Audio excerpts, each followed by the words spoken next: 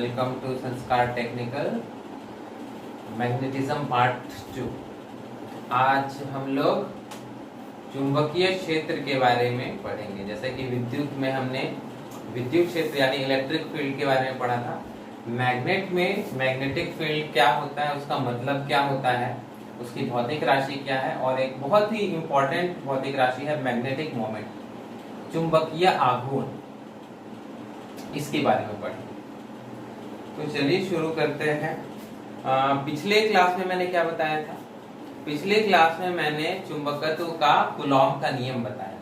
उसमें क्या है कि हालांकि चुंबक में सिंगल पोल नहीं होता है, फिर भी सिंगल पोल को मानते हुए कौन सा नियम चुंबक फॉलो करता है उसके बारे में बताया। ठीक है, तो अब हम लोग चुंबकीय क्षेत्र के बारे में बात करते हैं। तो चुंबकीय क्षेत्र वैसा ही है जैसा कि विद्युत क्षेत्र होता है। अगर आप कहीं पर चार्ज रखते हैं तो उसके चारों तरफ एक क्षेत्र बन जाता है, जिस क्षेत्र के अंदर अगर आप कोई दूसरा आवेश लाते हैं तो उस पर बल लगता है। जहां तक बल लगता है वहां पर क्षेत्र है, और अगर आप बहुत दूर चले जाइएगा तो बल नहीं लगने लगेगा, तो आप बोलिएगा कि आप फील्ड से बाहर चले गए। वैसा मैग्नेट में भी होता है, मैग्नेट से भी फील्ड बनता है, और फील्ड के स्ट्रेंथ को, फील्ड की ताकत को कहते हैं मैग्नेटिक फील्ड इंटेंसिटी। इसको इलेक्ट्रिक फील्ड इंटेंसिटी से कंपेयर करते हुए पढ़िए। इलेक्ट्रिक फील्ड इंटेंसिटी क्या था, विद्युत क्षेत्र तीव्रता क्या थी कि इकाई आवेश पर यानी कि +1 कूलॉम आवेश पर लगने वाले बल को कहते हैं विद्युत क्षेत्र तीव्रता, इलेक्ट्रिक फील्ड इंटेंसिटी। यहां पर क्या हो जाएगा, यहां पर हो जाएगा धनावेश के इक्विवेलेंट होता है, पॉजिटिव चार्ज के इक्विवेलेंट होता है नॉर्थ पोल। तो यहां पर हम लोग यूनिट चार्ज की जगह क्या लेंगे, यूनिट नॉर्थ पोल लेंगे। ठीक है, unit north pole. Unit north pole पर जितना फोर्स लगेगा उसको बोलेंगे मैग्नेटिक फील्ड इंटेंसिटी, यानी कि चुंबकीय क्षेत्र तीव्रता। जैसे कि ये एक मैग्नेटिक फील्ड है, यहां पर एक नॉर्थ पोल, साउथ पोल या मैग्नेट कुछ भी रखा हुआ, उसकी वजह से मैग्नेटिक फील्ड बना है। और मान लीजिए यहां पर एक सपोज एक पोल है जिसका पोल स्ट्रेंथ है P1।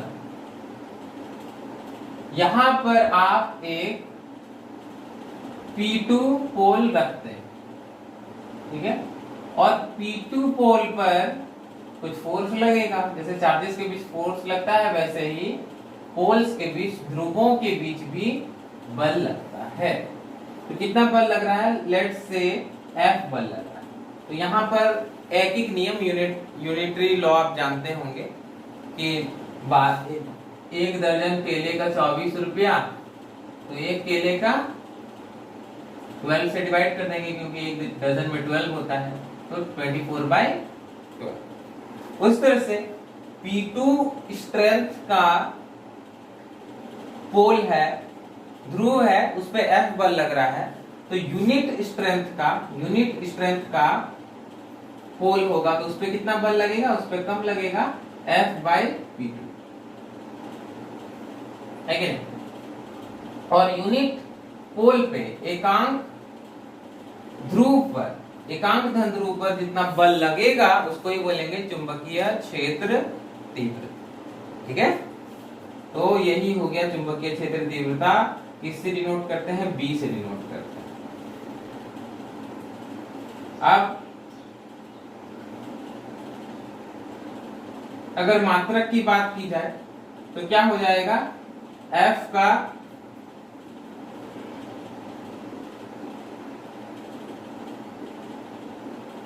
का होता है न्यूटन, और पोल स्ट्रेंथ यानी कि ध्रुव सामर्थ्य, ध्रुव शक्ति, इसका ऐसा ही मात्रक होता है एम्पियर मीटर। एम्पियर मीटर नीचे है, ऊपर जाएगा तो प्रति एम्पियर प्रति मीटर। यही होता है B का, यानी चुंबकीय क्षेत्र तीव्रता, मैग्नेटिक फील्ड इंटेंसिटी का ऐसा यूनिट। इसका ही नाम टेस्ला है।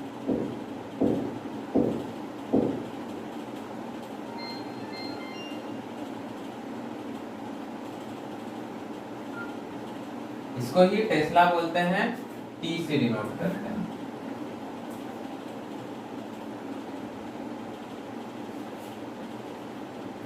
और इसका एक्सप्रेशन क्या हो जाएगा, एफ का एक्सप्रेशन क्या था, mu naught by 4 pi P1 P2 by ये डिस्टेंस है R बाई R स्क्वायर, और इसको डिवाइड करना है किससे, P2 से, क्योंकि ये तो F का मान होगा, और फिर P2 से डिवाइड कीजिएगा तो P2 P2 कैंसिल हो जाएगा, तो B इज इक्वल टू हो जाएगा mu naught by 4 pi P1 by R। Scalar quantity है कि वेक्टर क्वांटिटी है, सदिश राशि है या अदिश राशि है, तो यहाँ पे बल सदिश राशि है और ध्रुव शक्ति अदिश राशि है, फोर्स वेक्टर है और पोल स्ट्रेंथ स्केलर है। वेक्टर को स्केलर से डिवाइड कीजिएगा आपको वेक्टर मिलेगा, तो बी हो गया एक वेक्टर क्वांटिटी, सदिश राशि। चलिए उसके बाद आ जाइए एक बहुत इंपॉर्टेंट फिजिकल क्वांटिटी, भौतिक राशि, चुंबकीय आघूर्ण, मैग्नेटिक मोमेंट। मैं बार बार इंपॉर्टेंट क्यों बोल रहा हूं, क्योंकि यहां पर ना सिंगल पोल तो मिलता ही नहीं है, हमेशा आपको मैग्नेट में क्या मिलता है, डाइपोल मिलता है। चुंबक क्या होता है, एक डाइपोल होता है, द्विध्रुव होता है। तो डाइपोल की शक्ति को हम लोग कैसे देखते हैं, इलेक्ट्रिक डाइपोल में क्या था, डाइपोल मोमेंट था।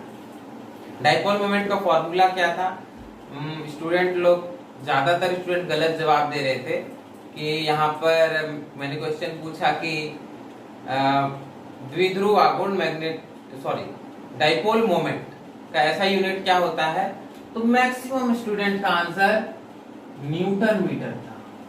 कैसे, डाइपोल मोमेंट। उसके बाद मैंने अपनी वीडियो को दोबारा से चेक किया कि मैंने तो गलत नहीं बताया, तो मैंने सही बताया था। वहां पे क्या है, dipole moment P is equal to क्या होता है, charge into length of the dipole, आवेश और गुने डाइपोल की लंबाई, द्विध्रुव की लंबाई।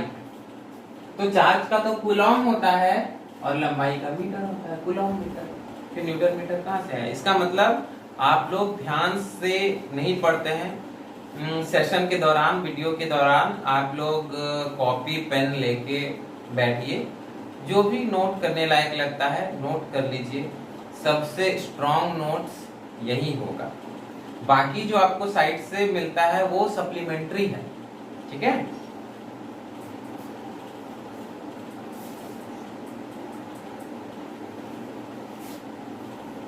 और डाइपोल मोमेंट जितना ज्यादा होता है ना, डाइपोल का फील्ड भी उतना ही स्ट्रॉन्ग होता है।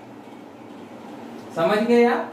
जैसा कि मैंने बताया था कि विद्युत द्विध्रुव में टोटल चार्ज 0 होता है, लेकिन उसके बावजूद भी उसका एक विद्युत क्षेत्र बनता है। जैसे -q + q चार्ज है, तो मैंने आपको बताया था कि यहाँ पर एक्सिस पर जो फील्ड होता है वो होता है 1/4 पाई एप्सिलॉन नॉट 2p/r³। तो यहाँ पर फील्ड डेवलप हो रहा है और यहाँ पर फील्ड डेवलप होता है 1/4 pi epsilon not p/। p क्या है, यहाँ पर p था डाइपोल। सेम चीज मैग्नेट में भी होता है। ये मैग्नेट है, डाइपोल की तरह यहाँ पे नॉर्थ पोल, यहाँ पर साउथ पोल।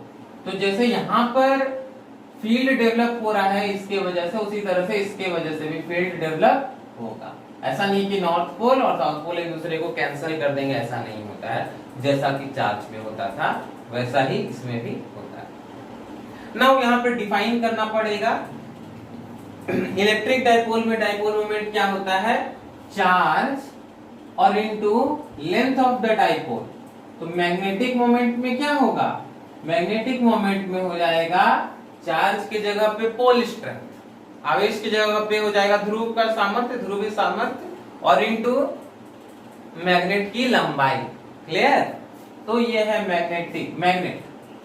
ये एक मैग्नेट है, यहाँ पे नॉर्थ पोल है, यहाँ पे साउथ पोल है, इसकी लंबाई 2L है और इसका पोल स्ट्रेंथ है P1। दोनों का तो सेम ही होता है, मैग्नेट में जितना नॉर्थ पोल का स्ट्रेंथ होता है उतना ही साउथ पोल का भी स्ट्रेंथ होता है, तो P स्ट्रेंथ है दोनों का, ये नॉर्थ पोल और ये साउथ। तो यहाँ पर चुंबकीय आघूर्ण, पूरा नाम है चुंबकीय द्विध्रुव आघूर्ण।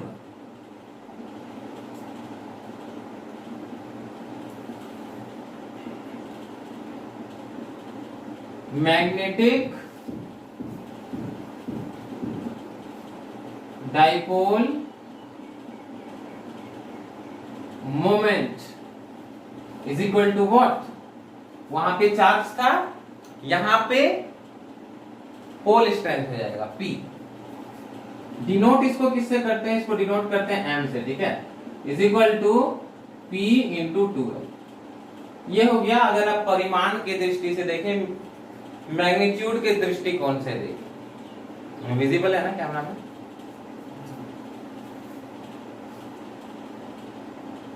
और अगर आप वेक्टर नोटेशन भी डालना चाहें तो एरो डाल दीजिए फिर। ये हो गया चुंबकीय द्विध्रुव आघूर्ण। लेकिन ज्यादातर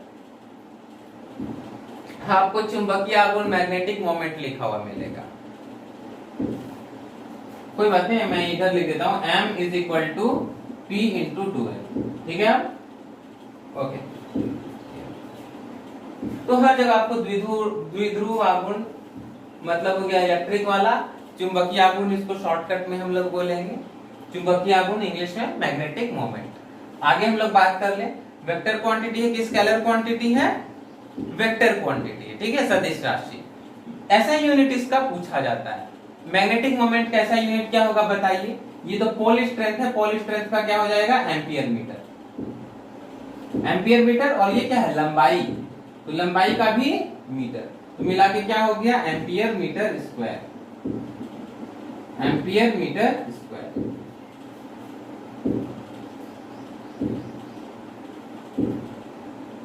और यहीं पर मैं एक फॉर्मूला बता देता हूं, हालांकि ये टॉपिक थोड़ा सा बाद का है, लेकिन चूंकि हम लोग मैग्नेटिक मोमेंट की बात कर ही रहे हैं तो इसके बारे में बता देते हैं। देखिए, मान लीजिए एक तार का लूप है, लूप मतलब समझते हैं, जहां से शुरू हुआ वहीं खत्म हो रहा है, ठीक है, ये एक तार का लूप है।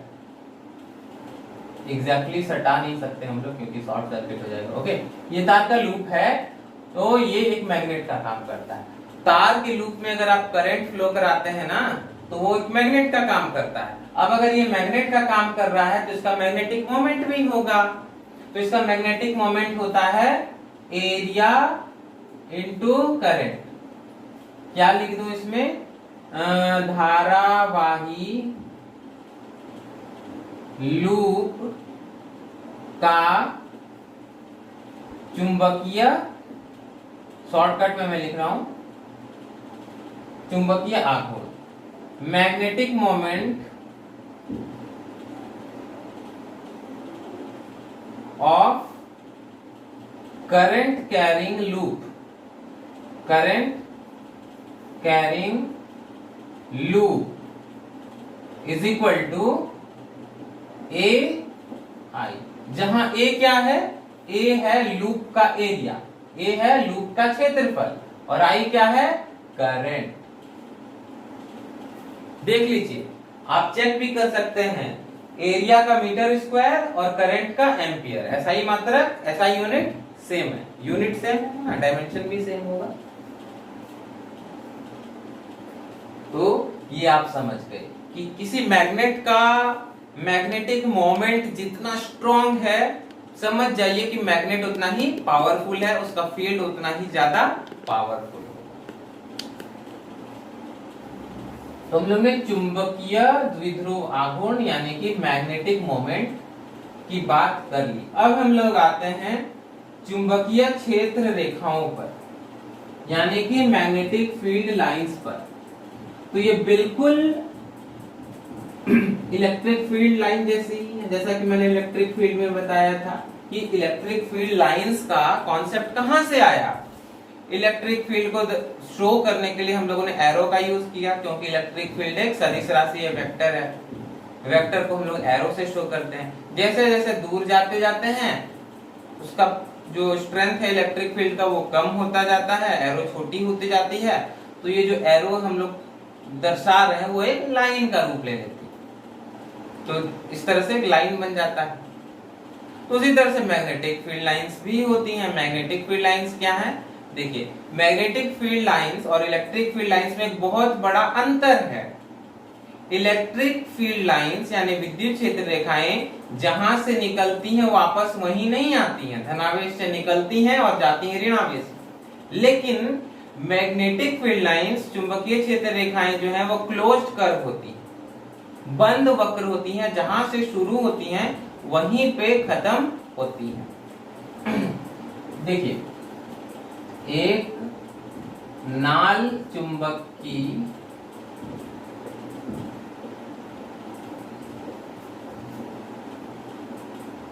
चुंबकीय क्षेत्र रेखाएं,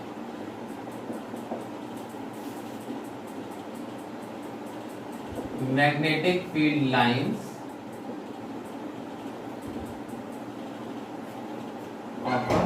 बार मैग्नेट। कैसे ड्रॉ करेंगे? आप एक चुंबक ले लीजिए और एक कंपास लीजिए, ठीक है। कंपास का जो नीडल होता है, ये मैं आपको क्लास 10 के अकॉर्डिंग बता रहा हूं कि कंपास का जो नीडल होता है वो किसी पॉइंट पे मैग्नेटिक फील्ड का डायरेक्शन बताता है। आपका जो फोन है उसके चारों तरफ भी मैग्नेटिक फील्ड बनता है। आप कंपास अगर आपको कभी मिले तो ऐसे ऐसे फोन उसके अराउंड घुमा के देखिएगा, जो नीडल है फोन के साथ साथ घूमेगा, फोन के अराउंड भी मैग्नेटिक फील्ड बनता है। फॉर एग्जाम्पल, मैंने यहाँ पे कंपास रखा और यहाँ पर नीडल का डायरेक्शन हो गया इधर, तो इसका मतलब इस पॉइंट पे मैग्नेटिक फील्ड किधर है?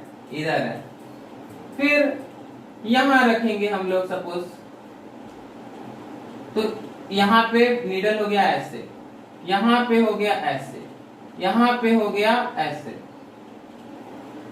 और उसके बाद एक कॉमन इसको टेंजेंट मानते हुए ऐसे करके एक कर्व खींच लेंगे, ठीक है। तो इस तरह से हम लोग को मैग्नेटिक फील्ड लाइंस ड्रॉ करना है। तो सच में नहीं करना, मैं आपको बस टेक्निक बता रहा हूं कि अगर आप चाहें तो इस तरह से सच में एक मैग्नेट लेकर उसकी मैग्नेटिक फील्ड लाइंस को ड्रॉ कर सकते हैं, क्या? तो करेंगे अगर ऐसा तो हम लोगों को किस तरह का पैटर्न देखने को मिलेगा? ऐसा पैटर्न देखने को मिलेगा।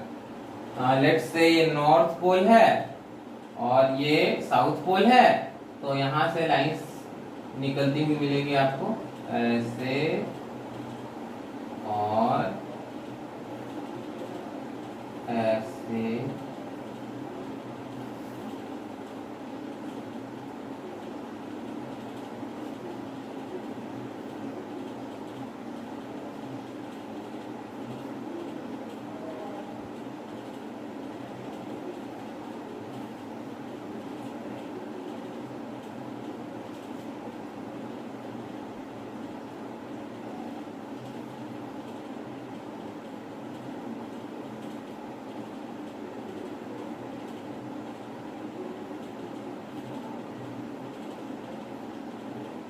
लेकिन फर्क ये है कि ये मैग्नेटिक फील्ड लाइंस बाहर से निकलती हैं और फिर अंदर भी ट्रैवल करती हैं। यानी ये जो लाइंस है वो जुड़ी हुई है, क्लोज्ड कर्व है, यहां से निकली और फिर अंदर से जुड़ी हुई है, इसलिए क्लोज्ड कर्व है। ये मैग्नेटिक फील्ड लाइन जो है वो क्लोज्ड कर्व है।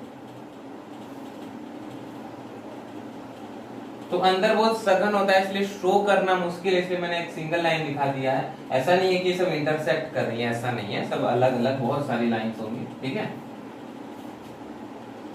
तो एक बात बताइए, सबसे सघन आपको ये लाइंस कहां पे दिख रही हैं? सबसे सघन है पोल्स के पास। जब आप एक बार मैग्नेट लेते हैं तो उस पे सबसे ज्यादा मैग्नेटिक फील्ड कहां पे होता है? ध्रुवों के पास। सबसे कम कहां होता है? याद रखिएगा, बगल में। सबसे कम होता है बगल में यहाँ पे, और सबसे ज्यादा होता है पोल्स के पास। क्या है ये? इमेजिनरी कंटिन्यूअस, यानी बीच में ब्रेकेज नहीं होता, कंटिन्यूअस होती हैं और क्लोज्ड कर्व होती हैं। Magnetic field lines are imaginary continuous closed curve. Hindi में बोलूं तो काल्पनिक सतत बंद वक्र होती है। और किसी चुंबकीय क्षेत्र रेखा यानी मैग्नेटिक फील्ड की लाइन के किसी पॉइंट पे खींचा गया स्पर्श रेखा यानी कि टेंजेंट उस पॉइंट पर मैग्नेटिक फील्ड के डायरेक्शन को दिखाता है। जैसे कि यहां पर अगर आप टेंजेंट खींचे, स्पर्श रेखा खींचे, ये हो गई स्पर्श रेखा, तो ये स्पर्श रेखा यहाँ पे क्या बता रही है? मैग्नेटिक फील्ड का डायरेक्शन, चुंबकीय क्षेत्र की दिशा। यानी कि अगर आप यहाँ पे नॉर्थ पोल को रखेंगे तो नॉर्थ पोल पे किधर बल लगेगा? इधर, और साउथ पोल पे अपोजिट। क्लियर? और ये एक दूसरे को इंटरसेक्ट नहीं करती, क्योंकि इंटरसेक्ट करेंगे तो वही वाली बात जो इलेक्ट्रिक फील्ड लाइंस में होती है कि अगर इंटरसेक्ट करेंगी तो एक ही पॉइंट पे मैग्नेटिक फील्ड का दो डायरेक्शन हो जाएगा, जो कि पॉसिबल नहीं है। क्लियर?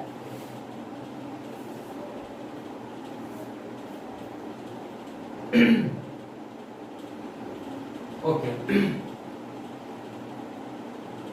उसके अलावा फ्लक्स की बात कर लें तो इलेक्ट्रिक फ्लक्स क्या होता था? इलेक्ट्रिक फ्लक्स होता था E यानी कि इलेक्ट्रिक फील्ड विद्युत क्षेत्र into surface area cos theta. और मैग्नेटिक फ्लक्स क्या होगा? मैग्नेटिक फ्लक्स होगा इलेक्ट्रिक फील्ड की जगह क्या हो जाएगा? मैग्नेटिक फील्ड, है ना? और कहीं कहीं पर आपको छोटे एरिया के लिए डीएस भी लिखा हुआ मिल जाएगा, इसलिए टेंशन मत लीजिएगा। डीएस मतलब छोटा एरिया, बड़े एरिया से निकालने के लिए इंटीग्रेट करना पड़ेगा।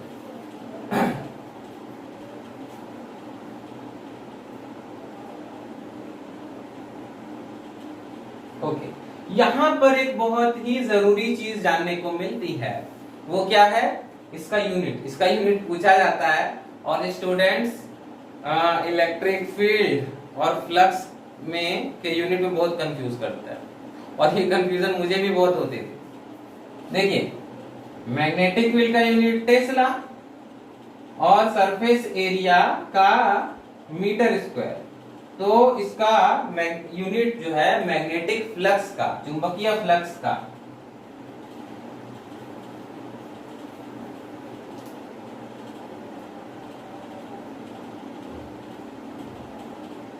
चुंबकीय फ्लक्स का ऐसा यूनिट हो जाता है tesla metre square. Tesla metre square, cos theta का तो कोई यूनिट होगा नहीं, इसका टेस्ला, इसका मीटर स्क्वायर। और टेस्ला मीटर स्क्वायर को ही वेबर बोलते हैं। साइंटिस्ट के नाम है ये, वेबर, टेस्ला, इसलिए कैपिटल से लिखा, WB से वेबर।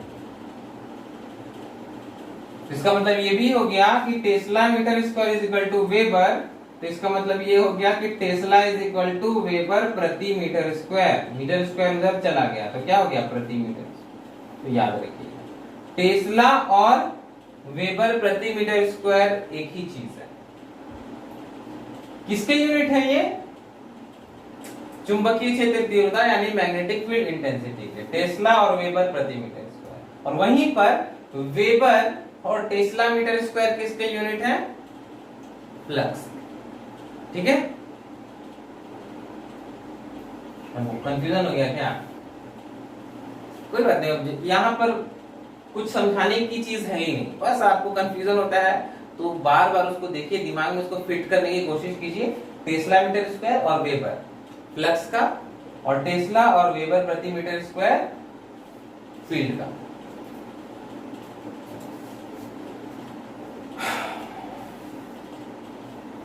ठीक है, तो आज के सेशन में इतना ही रखते हैं। Have a nice day, see you again.